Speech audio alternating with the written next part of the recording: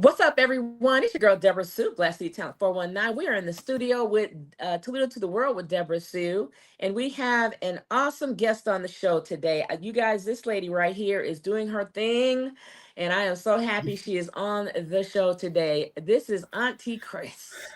Auntie Yes, ma'am. KRIS, girl, thank you for coming on because let me tell you something. You are a powerful voice out here in the world of women podcasters. Number one, Um, and in general, I heard on your podcast you had almost 22,000 views the other night. 22,000 we're at 200. We two just hit hundred 200. 200,000 Yeah. girl. Yes, Yeah, we just 200,000. hit as a matter of fact, tonight's show we was at over 210,000. We ended at over 210,000. That is absolutely amazing. So let me ask you this. First of all, let me welcome my viewers from Facebook, Right. YouTube, Instagram, Roku. Welcome everybody, all the supporters that You're normally welcome. supports DebraSue as well, and all those who are hopping on supporting Auntie KRIS as well. First of all, I got to get to Auntie KRIS. I got to get to that. How how did you? I'm sure that's probably has followed you your entire life. You know, people look up and respect Auntie. So let's talk about how you got that name.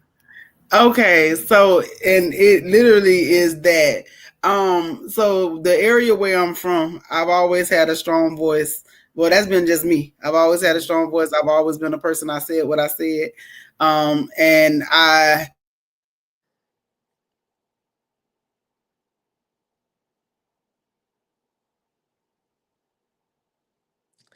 I think we got a little bit of a lock up here. I can't hear you, Auntie KRIS. Looks like we got a little frozen screen here.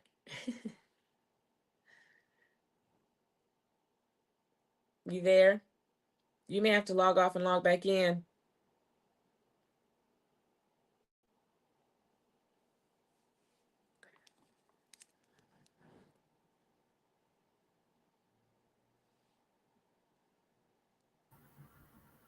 I apologize. I think that's me. Yeah, Yeah, you got listen, we've frozen been there. yeah, Go ahead, the hon. system it does that. It does that from time to time. I apologize for that. Sure, I was trying to sure. switch over devices. But yeah, so it started. I've always said what I said. I've always been a sorry, not sorry type of person. I have no issues with accountability. So if I do it, I'm gonna do it, in front of you. So but I've always been the person that if I did it, I'm gonna take accountability for it. So that's even when I was, in the streets and I was, because I had my street life. When I was wild and I was out there, I would do things and I would do them in front of the police if I did something that I ain't had no business doing. So didn't nobody have to tell on me.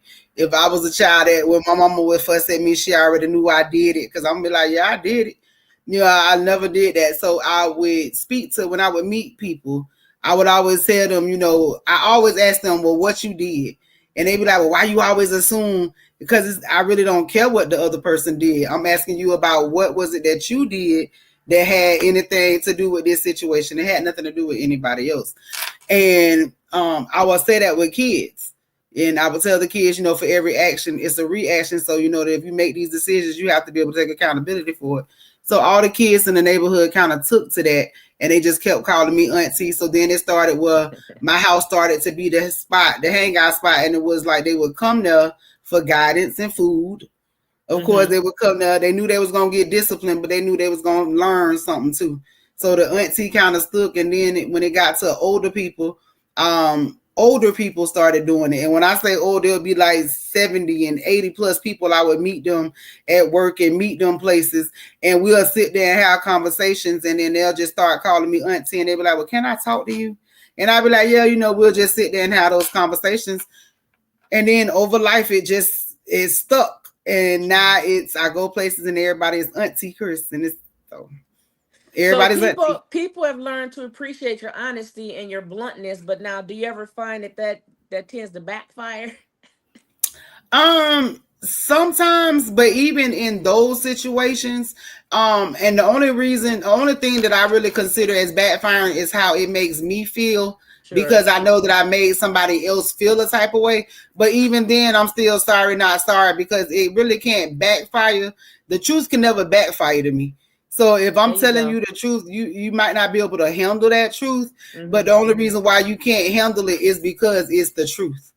Because if it was a lie, Right. you know what I'm saying? So yeah, that's So where does that honesty, where does that come from? Do you have activism in your family, or do you have community leaders in your family that set that example for you?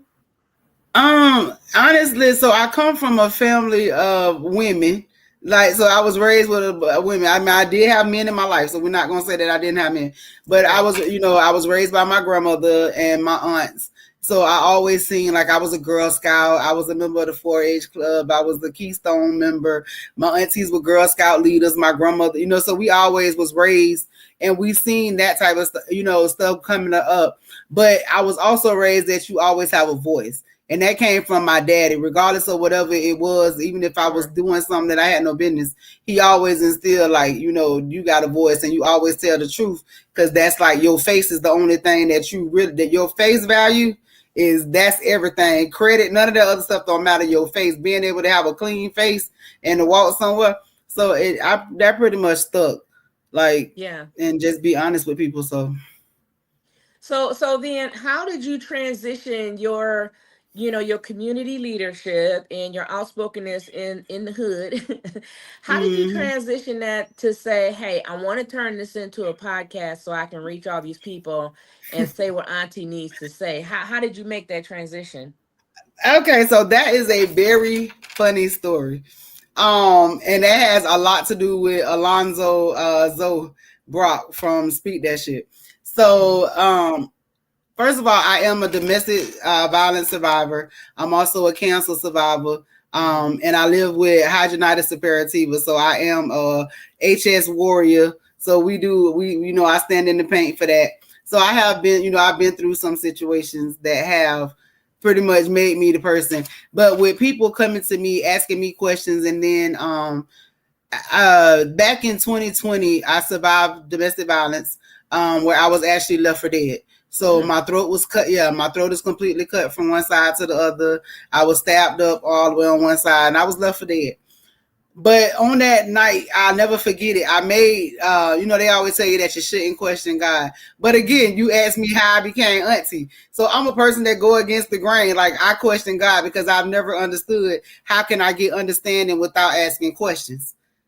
And with the connection that I have with him, I don't know about nobody else's connection, but the connection that I had to him, he has we have that open line of communication, and then part of being a communication is being able to openly ask questions.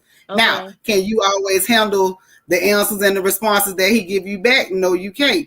But this is what pretty much led to the podcasting. So that night, after everything happened the next day, I literally stood in the mirror and I questioned him, because I Mhm. stood there looking at myself with, the gauze they got wrapped around me.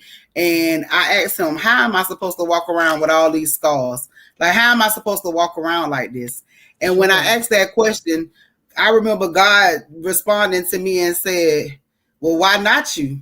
My son did it. So Mm. when that said that was like a chop in the neck. It was like, wow, like, ooh, Mm. like, I ain't want to anger God, not like that. Like, that wasn't really the response that I was looking for. But since He gave it to me, this is what it is. And it was that moment that I literally said to him, whatever it is that he wanted me to say, whatever the message was, I don't care who it was. If he put me in the place that I would be a voice for the voiceless, I would speak.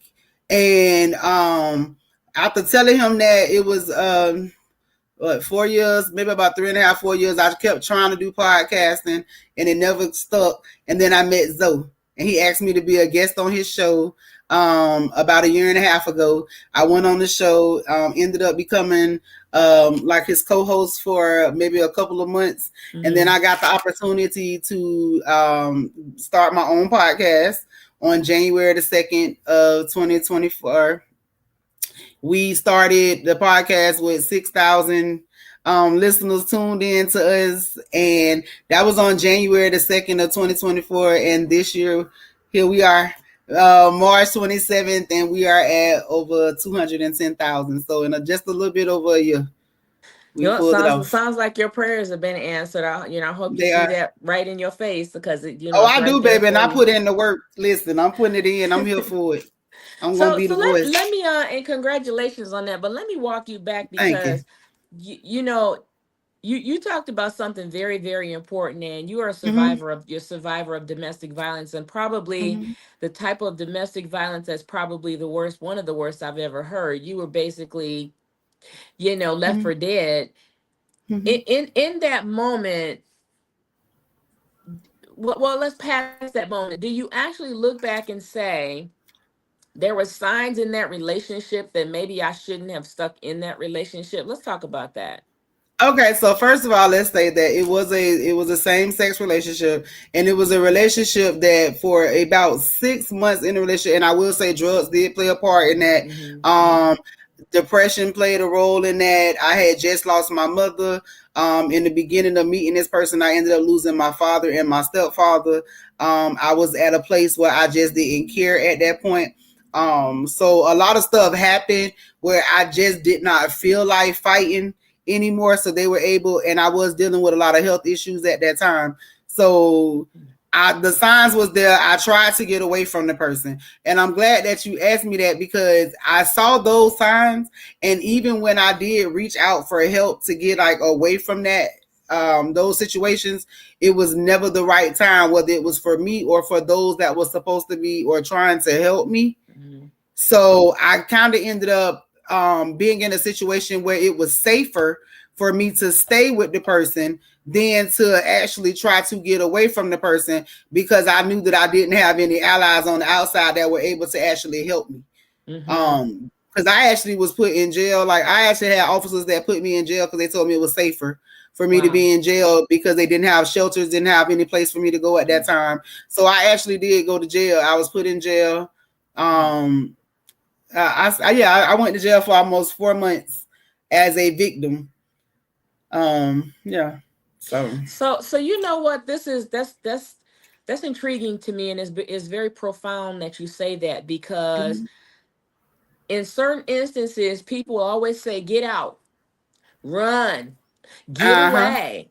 And what Mm-hmm. happens when you don't have those resources? You see what you did, you didn't have necessarily the resources or outside people that you trusted, and so you opted to go to jail.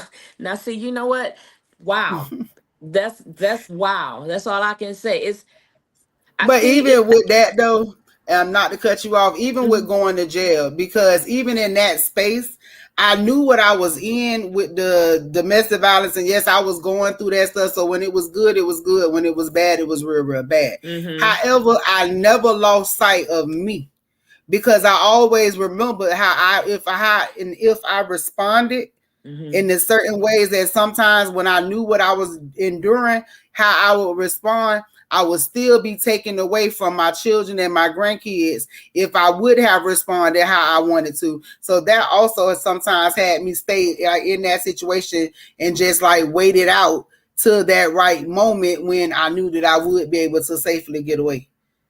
And that's still, and again, that's such a it's a catch-22 situation to be in because Mhm. you stayed, but it still almost got you killed. Right. There was this, I don't know, my God, you know what? So how do you caution women now as far as being in, because you have the specialty to give this advice at this point. Right. Um, Right. what do you caution? Let's start out with young girls, okay? Because a lot of our young ladies are getting caught up in these relationships, and before you know it, as you know, we're having a situation with our young girls being unalived or running away from situations because they don't trust adults, they don't trust the police, they don't trust family. What would you say what's your advice to them? Okay, first of all, before we address that, I want to say something to you. So when we speak on the domestic violence and we speak on because I noticed that you mentioned the young ladies, Mhm. I want to say this and I want to address this to all the listeners that's listening. First of all, if you have children, and this is from studies and statistical facts, you can go and look it up. 1 in 4 middle school to high school children are involved in domestic violence relationships Mhm. themselves. Mhm. Not in that's the parent, not in that's that. They are literally involved in a domestic violence relationship. Then let's go on further to say that the ladies are not the ones that we are worried about. And I'm not to say that we're not worried about the women. But what I want to say is the domestic violence rate is not what we think it is. Men, men are losing their lives to women.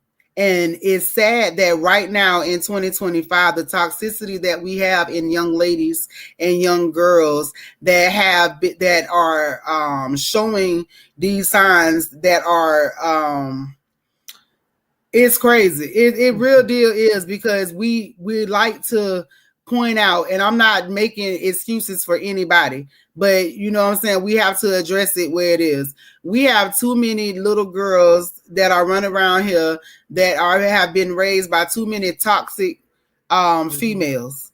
We have too many little girls that are being raised around here that are being raised by videos. They are being raised by, social media. They are being raised by what they see.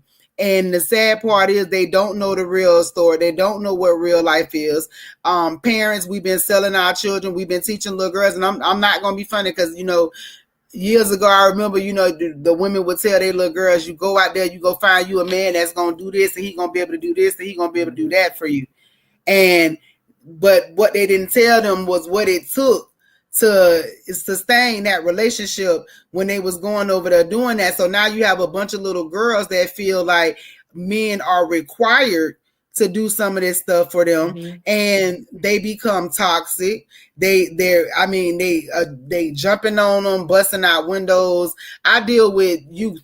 I deal with a lot of the youth, and I'm talking about, I've had so many situations of young men 17, 18, 19, 20 that are dealing with young girls that are in domestic violence relationships. And the saddest part about it is they don't say anything because they're worried about what everybody is going to say about them. Yeah. We got to get our kids under control. I want to come back and elaborate on that. I had another guest on who said that the problem with our young people is the mothers. It is. It's the mothers, We the did a mothers show. the mothers that either for the lack of raising them or setting the worst example possible, because typically if you see that the children, the females are domestic abuse, violence abusers, their moms most likely are as well, So yes, young men are just as much at risk as young women. I do agree with that. And you see all the videos now with the young girls jumping on the guys, and it's like, what happened to etiquette? What happened to being a young lady? What happened to, and they get in these little groups, and they go jump on guys, and then they expect these young men not to hit them back, you see. And that's always been a problem for me, because we say, oh, young men should not hit women. Oh, no, that's not the case anymore.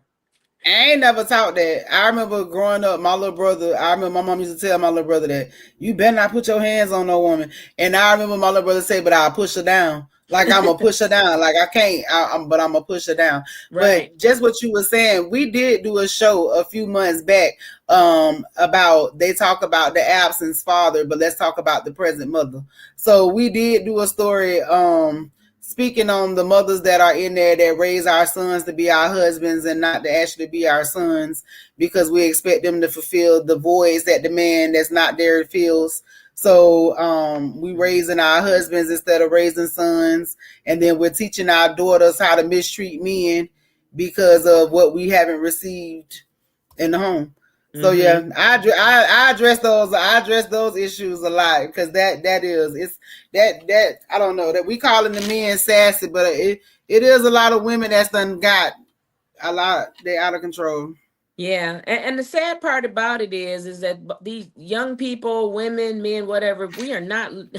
The reality of life is not there, you guys. This is not life. Violence is not life. Taking someone else's life, and then in the interim, you going to jail, you losing your family, you losing your children. This is not life. What you are watching on TV, people, is not real.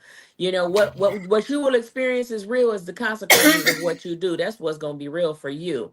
So and the thing is, it's so hard to reach folks now. Jonathan had a really good point. Let me see if I can find this again. He said yeah, some of these people are raised in households where the elders and aunties say that men ain't, or men are trash. And when they meet hold on, let me back it up here. And then when they meet a man, they have very little regard for their lives. So, very good point, Jonathan. I agree with that. It's Me too. we've kind of lost our way when it comes to rearing our kids in a proper way, and a lot of it is because of how a lot of these people have been raised. I mean, they pass on what they know. But we all know, Right. you break the chain. When do you break the cycle? When does that happen? When do you listen to somebody like Auntie KRIS and say, "Hey, this is now how I want the rest of my life to go"? I mean, it's how. So, how do Right. you? What do you feel is the best way to reach these type of folks? It's hard. I know it. Like on my everyday, I work a regular 9 to 5. Like, well, it's not 9 to 5, but I work a regular job, and then I also run the mentoring service outside of that. But with doing that, I'm doing that all day long. So, like where my job is located, there's a lot of transients, and it's a lot of people that have drug issues and that are dealing with things. For So sure. I spend my days, even at work, I spend those days mentoring and talking to people and helping them, like looking for resources. So there, I mean, to try to instill it as early as possible, but there's never really an age that I give up on them. You know, we can always reset and try it over again. Like we can always, I believe as long as you got breath in your body, it's still an opportunity for you to succeed and be great. There So you go. I think, yeah, That's yeah. really why I respect you, because not only do you work a job that tends to the needs of others, then you do the same thing on air. So I Mm-hmm. appreciate you. Let's give you your Yeah. flowers right now for everything that I you do, appreciate that. because Listen, yeah, I appreciate that. I just do what God absolutely. like.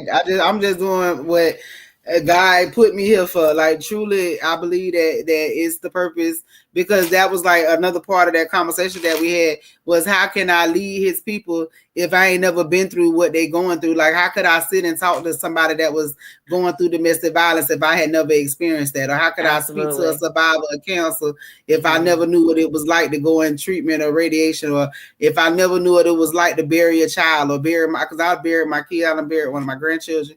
Like Hmm. I done buried my, but I still smile, and that's like I do. I got a book that I am finishing up called Behind the Smile, because that's all I do. Like everywhere, they're like, you don't never know when you mad, because I smile when I'm mad. I even Yeah. laugh when I'm mad. Yes, So that was yeah, going I to be just my next smile. suggestion to you, is that you probably need to write, because I'm a publisher. So reach out to me when you're ready to get that book going, because I can help I'm you ready. with that. Listen, I'm ready. We literally have. I know. I am so serious. I am ready. I had a book, and then we had some people that, um, just from sending them the first couple of pages, I could see that they was trying to change my story into something else, and I Mm, told them no. Ain't no. nobody changing Auntie. Yeah, Listen, I am her. Ain't nobody changing nothing about me. They're not changing who I am. I'm not fitting in nobody's storyline. How I sent it is how I want it. So I for sure. listen. I absolutely love everything about you, and I want to help you.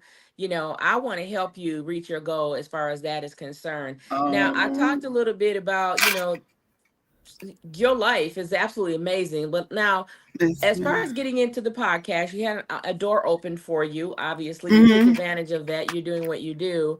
What Yes, ma'am. what was your biggest obstacle? Was it fear? Were you fearful when you walked through that door? Were you? I'm Okay. still fearful. Listen, so I am I have to get pep talks. I still get nervous every single time. Okay. And like literally right before your show, I was talking to my fiance, and I was telling him, and he was like, "This is what you do. Get up there and just smile, be who you are." And I'm just like, he was like, "Man, you do this every day. It's natural. Stop being so scared." And I'm just like, "Yeah, because I don't know. I still do. I guess because I do it, it's genuine. So I don't be expecting nothing from it. So when people tell me that, it's just like, oh, like I appreciate that. I'm just doing Yeah. what God told me to do. You are a genuine person. You almost literally have no filter. There's no reason for you to have one, because of everything that you've been through. Literally, you have Listen, been ordained to talk about what you've been through to help somebody yes, else, and man. you're living that and you're living that. So I commend you on that as well, because I'm stunned to even hear that one woman has gone through as much as you, and you're still smiling. And not only are you still smiling, That's you're all I pushing do. on, and you're giving life lessons right now. That means a lot. Of course. Why? But why wouldn't you? That's why I say. That's why I think that people are. That's why I say people are weird, because if you've been through something and you can make it easier for somebody else, why not do that? Like, why make somebody struggle through something if they ain't got to? You know what, Chris? Listen, we don't live in that generation anymore. I know. People want to see you struggle. They want to see you fail. You know, we have often been told that our society of we are a society of crabs in the bucket. You Yeah. know, and so as much as some of us try to prove that that really is not the case, sometimes we have to look at the truth for what it really is. And so, you know, I'm very much like you. I have a voice in the community and I use it.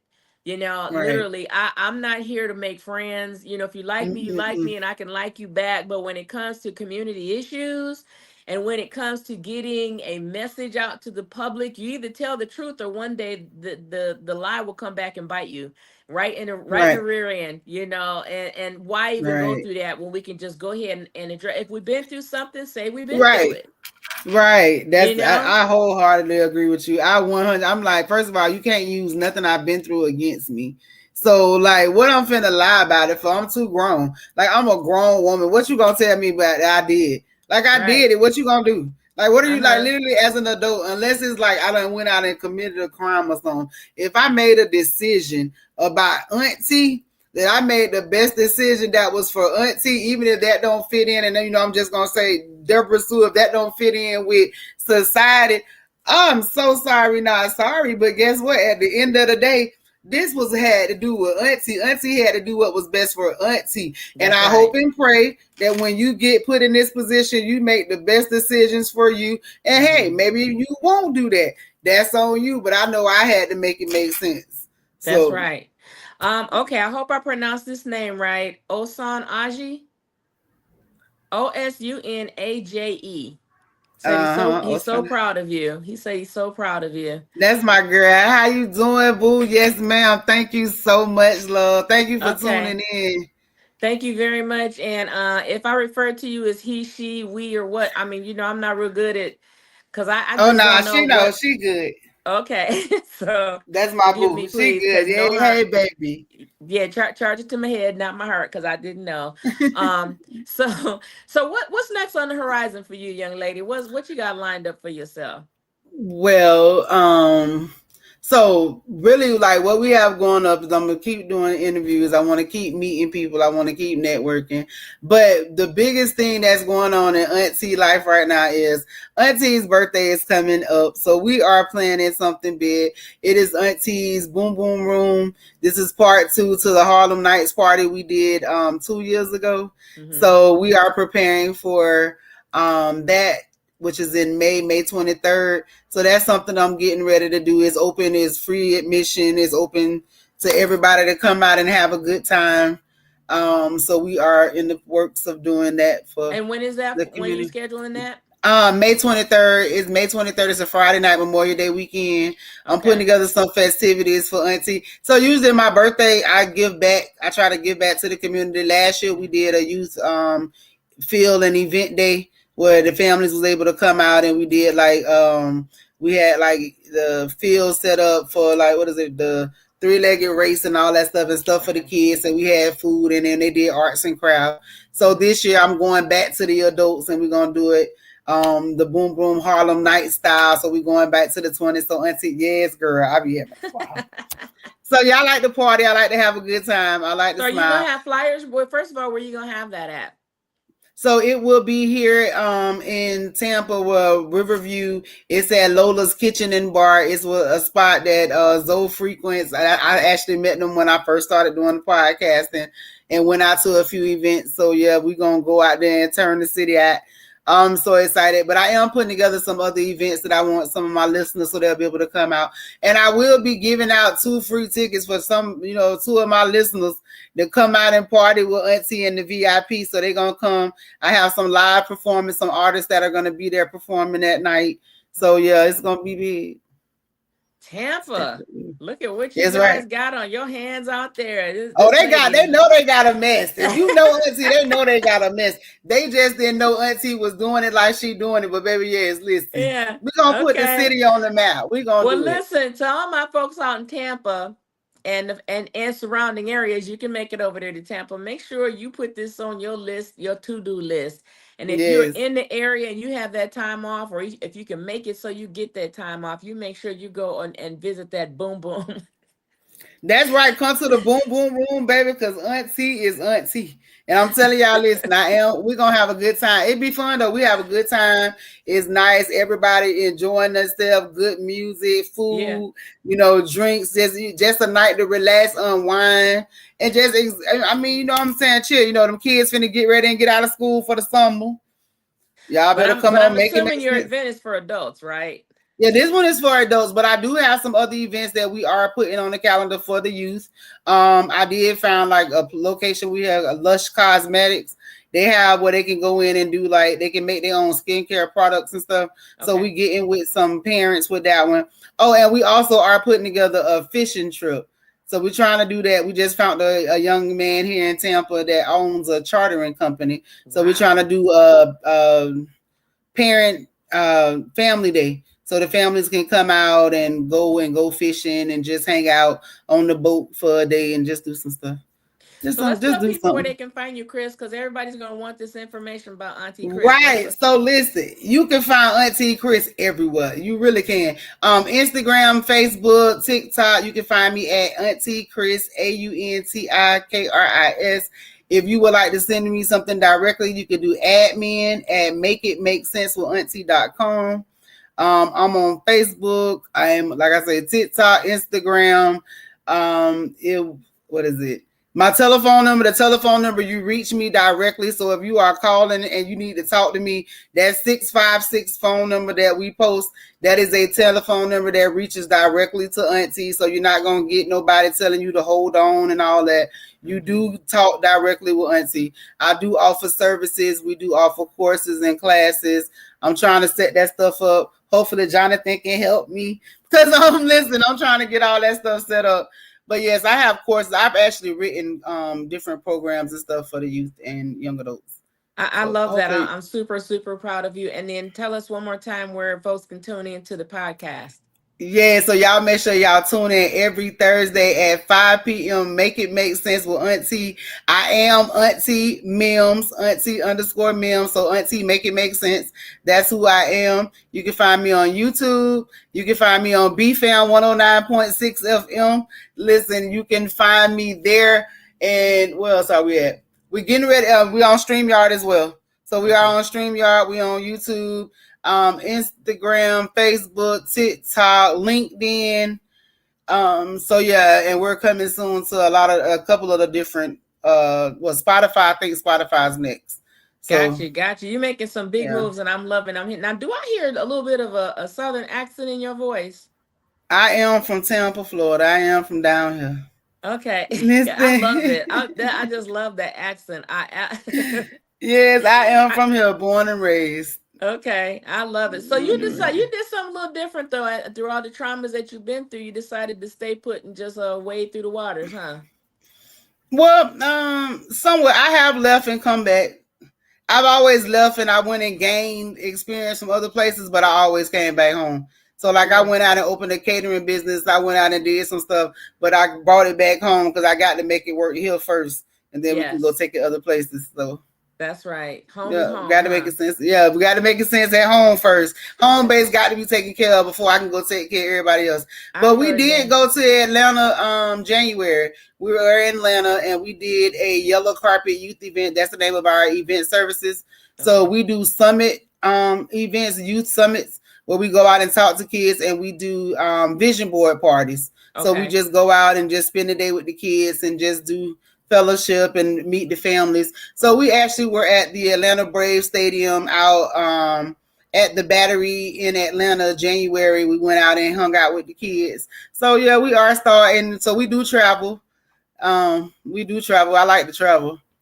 Yeah, I So, can tell you get around because you're affecting a lot of people. So girl, I be gone. traveling is in your is now and in your future. So before we get out of here, let's give some shout Yes, outs. Who you want ma'am. to say hey to? All right, so I got to shout out everybody, but before we start, so first of all to God, because he got to be first and foremost. But no, shout out to my man's that put up on me. The Mr. Show out over at our Smooth Transitions, which is our graphic design company. So yes, I also have a graphic design company. As you can see, we do t-shirts, flyers, business cards. We do all of that stuff. But shout out to my grandbabies who are watching. My grandson, I know he is because he watch everything. Shout out to DJ Grandma, love you. And thank you for being a wonderful grandson. Shout out to my granddaughter too, because I know she watching because she's talking about that's her grandma on TV. But yeah, shout out to everybody, each and every one of my listeners that tune in every single day. And always remember, like I tell everybody, when life give you lemons, make it make sense. Because there's everybody don't drink lemonade. Like, so yeah. I Yeah. like that. Yeah. Everybody don't drink lemonade. I like that one. Okay, life. Okay, When life give you lemons, make it make sense. make it make. That's the name of my cookbook. So me and you gonna get together because I got a cook because I actually cook. So I got a cookbook. I got a cookbook called "When Life Give You Lemons," and then "When It's Life Give You Lemons." So it's a lemon recipe book. Well, you know what? Next time I have you on, how about I get you in the kitchen and let's watch you cook up some stuff. Oh, girl, don't do that because baby, I love to cook, baby. I love listen. Right before the show, I was in here making me some Dungeness crabs. I just got the Okay, now don't listen. Don't try. We have to have everybody out here hungry. Now don't start that. You're oh not yes, because baby, so I cooks, baby. I you're not cook. sharing, Chris. So just quit, okay? Listen, but I do share. Go. I really do. If you hear, like I'm telling you, if you come here, if I come where you at, I love to get in the kitchen. Like I will go out and go in the kitchen. I love the kitchen. So yeah, I'll get in the kitchen. We'll show y'all a thing or two what Auntie can do in the kitchen. Yeah, I'm gonna have to make a trip down there.